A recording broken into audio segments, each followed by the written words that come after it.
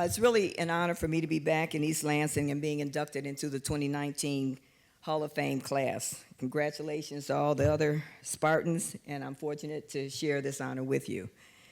The great poet T.S. Eliot has said, "The end of all our exploring will arrive where we started."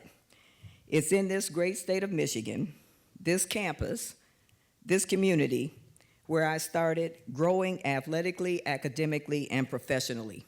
East Lansing is the home my daughter started kindergarten in, right on through high school. I want to acknowledge my parents, Thad and Effie Dennis, now deceased, who taught me the importance of keeping good grades, good credit, listen kids, and good work ethics. I never wanted to coach. I only started coaching because Dr. Nell Jackson, who was the women's athletic director and women's track and field coach, asked me to help her with the team, offered me a graduate assistantship to work on my master's, and that's the beginning of my coaching career. I figured after the 2-year period of working on my master's, I'd follow in her footsteps and go into administration. That didn't happen. My early years were the beginning of the Title IX era, where 90% of the coaches and administrators of women's sports were women. During this era, women had their own successful national championships under the AIAW governing body. Women demonstrated their abilities in both coaching and administration, leadership as members of the AIAW with such craftiness and such skill that men decided women were finally ready to become members of the NCAA. This movement of women from the AIAW to the NCAA resulted in a decline in leadership in the status of women as both coaches and administrators. Dr. Jackson was relegated to a subordinate role in the administrative hierarchy, and she stayed for about 2 years and then left to take a more predominant role at another institution. Doug Weaver, MSU's athletic director, asked me to become the head women's track and field coach. I didn't want to coach. However, my coach, Jim Bibbs, encouraged me to do so. And if anybody knows Coach Bibbs, you do not tell him no. So my years here at Michigan State were filled with many firsts in my life. In this first coaching experience, I wasn't trying to be a great coach. I wanted to be a conduit between young women and their dreams. I thought in this new role, I could provide scholarship and opportunity to the young girls I spoke to daily about participating in the sport that we love and getting a degree of their choice. Completing college was the priority, but winning was a necessary requisite for a coaching job. Coach Bibbs always said, "Kids make great coaches." So I had to find some great kids to have a chance of being a good coach. I wasn't having a lot of success, not because I wasn't working hard or because I didn't have great communications with kids. It wasn't until a young lady from Brooklyn named Odessa Smalls, whom I had courted for 2 solid years. And at the end of the 2-year period, she told me that she was not coming to Michigan State. Why, Odessa, why? I almost cried. She told me it was because she had never been coached by a woman. All of her coaches had been men. I understood because I didn't know very many female coaches, but I was more shocked and hurt. And at that juncture, I decided I have to coach to change this perception. Coaching became personal, and in a way that transformed my professional trajectory. Odessa did come to Michigan State, where she won 13 Big Ten championships, multiple All-American status, and she was a member of that first Big Ten championship team. That first Big Ten championship team also included several women who preceded me in this Hall of Fame. Judy Brown, Big Ten champ, Olympic silver medalist. Thank you for being here tonight, Judy. I know you're somewhere. Also on that team was Cheryl Gilliam. Thank you for being here tonight. Cheryl was smooth running, fast thinking, and now a multiple patent holder and leader for the Kellogg Tony the Tiger Company. Ann Payway, one of our most formidable cross-country and distance runners, now a professor at Virginia Tech.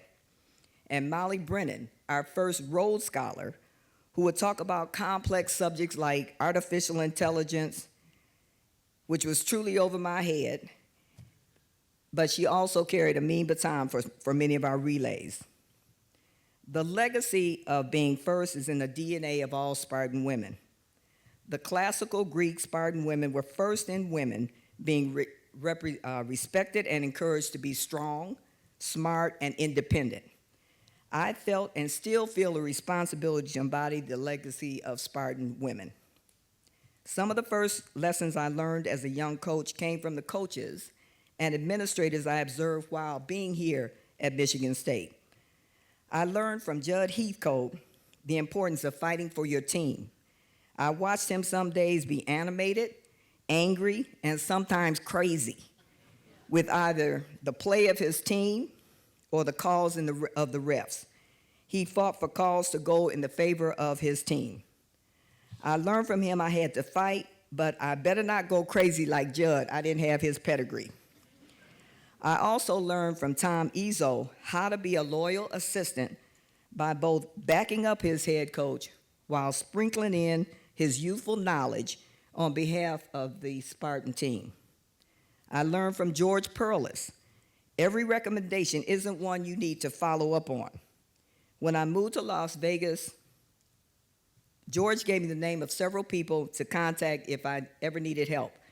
When I told my administrators the names of these people, they vehemently told me not to contact these people.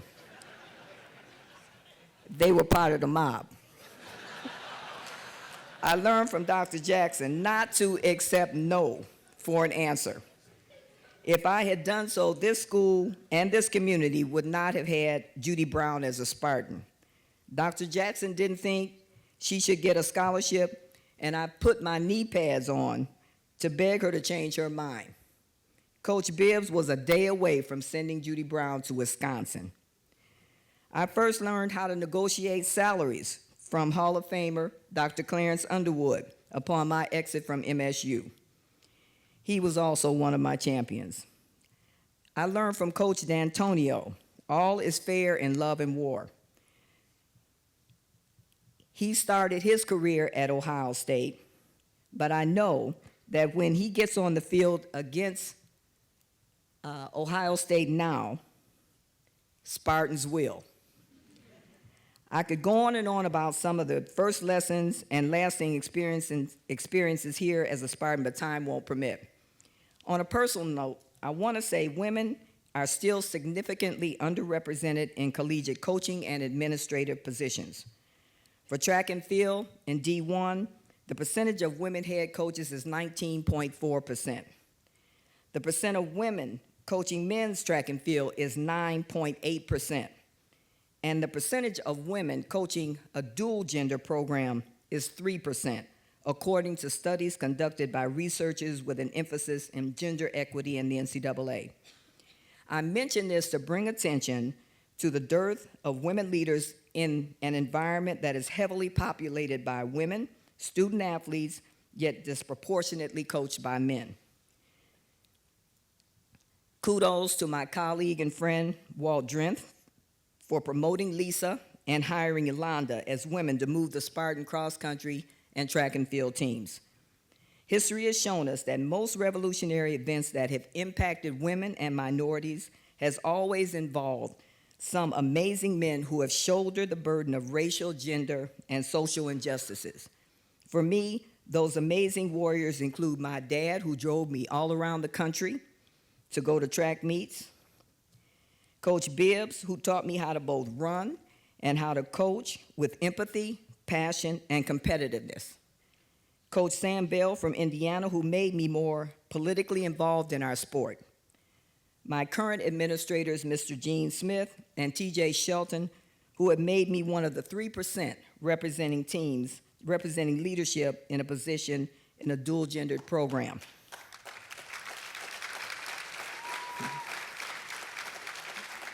In closing, I want to acknowledge the many student athletes that have given me the privilege of coaching them throughout the years here at Michigan State. Many have become coaches themselves. All have become great citizens in their chosen professions. I want to thank all the assistant coaches who sacrificed their time with their families to help me build a winning team. Bruce Waha, now deceased, Eric Zemper, Sherry Wallace. To my family, here tonight, Coach Bibbs, Martha, Tony, thank you for giving Ebony a home away from home. To have Coach Bibbs and Martha as role models in her young life was truly fortuitous. She had one of the most powerful women who answered only to the governor as the deputy director of the civil service for the state of Michigan, as the matriarch of her second home, and Coach Bibbs as one of the most beloved people on the planet. My beautiful and brilliant daughter has always had to share me with hundreds of young women. She hardly ever had me home for her birthday. It fell in June, the same time as the outdoor national championships.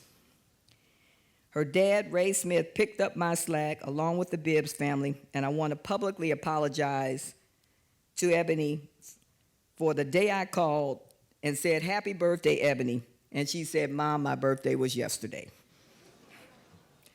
My absence, however, did not deter her from becoming a highly successful psychologist whom I now find myself calling Dr. Dennis when I need help with today's young people. Thank you to her equally brilliant husband, Dr. Steve Gordon, for leaving his books in the hospital to join us here tonight. In his book, Hope Dies Last, Stud Terkel says, "We have to take the baton when it's passed and run as fast and as hard as we can, and then pass it on to someone else." I hope that's what I've been able to do. Thank you to Spartan Country, the Hall of Fame Committee, for allowing my explorations to end right here at Michigan State, where it all began. This is quite an honor for us tonight. Thank you.